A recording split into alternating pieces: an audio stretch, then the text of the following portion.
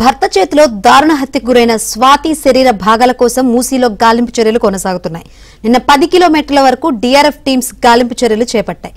ప్రస్తుతం బోట్లతో మూసీ నదిలో గాలింపు చర్యలు కొనసాగుతున్నాయి.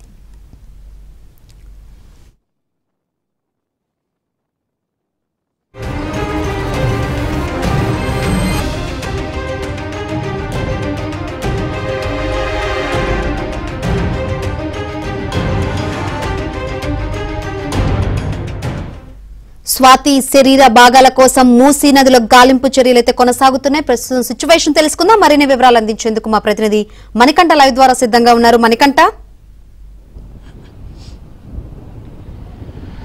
శంకరి, 2 తెలుగు రాష్ట్రాల్లో సంచలనం సృష్టించిన మేడిపల్లి స్వాతి హత్య కేసులో స్వాతి డెడ్ బాడీ శరీర భాగాల కోసం ప్రస్తుతం హైడ్రా సిబ్బంది ఇంకా వెతుకులాట అయితే చేస్తున్నారు. ప్రస్తుతం ప్రతాప సింగారం బ్రిడ్జ్ వద్ద అయితే ఉన్నాము. ప్రధానంగా చూసుకోవచ్చు, మూసీ నదీ పరివాహక ప్రాంతంలో పూర్తిగా హైడ్రా సిబ్బంది, అలాగే వారితో పాటుగా లా అండ్ ఆర్డర్ పోలీసులు, వీరితో డిఆర్ఎఫ్ సిబ్బంది పూర్తి స్థాయిలో వివిధ ఎక్విప్మెంట్స్ ద్వారా స్వాతి శరీర భాగాల కోసం ప్రస్తుతం అయితే జల్లెడ పడుతూ ఉన్నారు. నిన్న సాయంత్రం వరకు సుమారుగా చీకటి పడే వరకు సుమారు 10 కిలోమీటర్ల వరకు గాలింపు చర్యలు అయితే చేపట్టారు. అయితే స్వాతికి సంబంధించిన తలభాగం కావచ్చు, కాళ్ళు, చేతులు అయితే స్వాతి మానవ శరీరానికి సంబంధించిన అవశేషాలు అయితే లభ్యం కాలేదు. మరోసారి అంటే నిన్న ప్రారంభించిన ఈ సర్చ్ ఆపరేషన్ నిరంతరంగా కొనసాగుతుందని చెప్పుకోవచ్చు.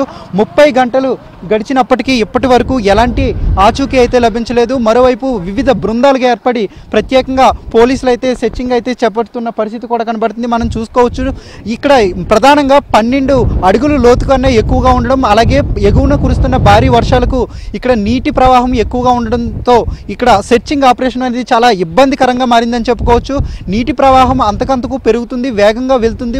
వరద ఉధృతి ఎక్కువగా ఉండడంతో కొంత ఇబ్బంది ఏర్పడుతుందని చెప్పుకోవచ్చు. అయినప్పటికీ హైడ్రా సిబ్బంది, అలాగే డిఆర్ఎఫ్ సిబ్బంది పూర్తి స్థాయిలో వాళ్ళకి అన్ని విధాలుగా కూడా వాళ్ళు సెర్చింగ్ అయితే చేస్తూ ఉన్నారు. అయినప్పటికీ మానవ అవశేషాలకు సంబంధించి ఎలాంటి స్వాతికి సంబంధించిన డెడ్ బాడీ సంబంధించినవి ఏవి అయితే లభ్యం కాని పరిస్థితి కనబడుతుంది. మరోవైపు పోలీసు బృందాలు ప్రత్యేకంగా ఆ నిందితుడిని ఇక్కడికి తీసుకొచ్చారు. మహేందర్ రెడ్డిని అరెస్ట్ చేసిన అనంతరం ఎగ్జాక్ట్గా ఏ లొకేషన్ నుంచి పడివేశాడు నదిలోకి అని కూడా అతని నుంచి సమాచారం రాబట్టారు. ఆ సమాచారం ఆధారంగానే పలు బృందాలుగా ఏర్పడిన పోలీస్ శాఖ, అలాగే డిఆర్ఎఫ్ సిబ్బంది పూర్తిగా ఈ సెర్చింగ్ ఆపరేషన్ అయితే నిర్వహిస్తూ ఉన్నారు. ప్రత్యేకంగా నదిలో బోట్లను కూడా ఏర్పాటు చేసి 10 కిలోమీటర్ల మేర వాళ్ళంతా గాలింపు చర్యలు చేస్తున్నప్పటికీ ఇప్పటి వరకు ఆచూకీ అయితే లభ్యం కాలేదు. ప్రధానంగా స్వాతి తల్లిదండ్రులు కొన్ని కండిషన్స్ అయితే పెట్టారు. ముందుగా తమ కూతురి డెడ్ బాడీని ఇవ్వాలంటే ఖచ్చితంగా అన్ని పార్ట్స్ కూడా తమకు అప్పగించాలి. అది కూడా మామ మహేందర్ రెడ్డి తల్లిదండ్రుల సమక్షంలో అప్పగించాలి. రెండవది, వాళ్ళని ఈ మర్డర్ వెనుక మహేందర్ రెడ్డితో పాటు తల్లిదండ్రులు ప్రమేయంగా కూడా ఉంది. ఖచ్చితంగా వాళ్ళపై కూడా చర్యలు తీసుకోవాలంటూ ప్రస్తుతం వాళ్ళ తల్లిదండ్రులు అయితే స్వాతి తల్లిదండ్రులు ప్రధానంగా డిమాండ్ చేస్తున్న పరిస్థితి కనబడుతుంది. మరోవైపు ఇప్పటికే మహేందర్ రెడ్డిని అరెస్ట్ చేశారు. అతని నుంచి పలు కీలకమైన సమాచారాన్ని రాబడుతున్నారు. అలాగే అత్తమామలపై ఇప్పటికే మహేందర్ రెడ్డి నివాసం అంటే వాళ్ళ సొంత ఊర్లో వికారాబాద్లో అక్కడ కూడా గ్రామస్తులు అయితే పూర్తిగా వాళ్ళని అయితే వెలివేసినట్లుగా కూడా తెలిసింది. గ్రామంలోకి రావద్దంటూ మహేందర్ రెడ్డి కుటుంబ సభ్యులకు ఇప్పటికే ఆదేశాలు జారీ చేశారు. మరోవైపు మహేందర్ రెడ్డి కుటుంబ సభ్యులు కూడా ఈ ఘటన జరిగిన వెంటనే వాళ్ళంతా తప్పించుకునే ప్రయత్నంలో ఊరి నుంచి ఎక్కడికో వెళ్ళిపోయినట్లుగా కూడా సమాచారం అందుతుంది. ప్రస్తుతం ఈ గాలింపు చర్యలు అయితే ముందు కూడా కొనసాగుతాయని పోలీసులు అయితే చెబుతున్న పరిస్థితి కనబడుతుంది. Shankari. Right, thank you Manikanta.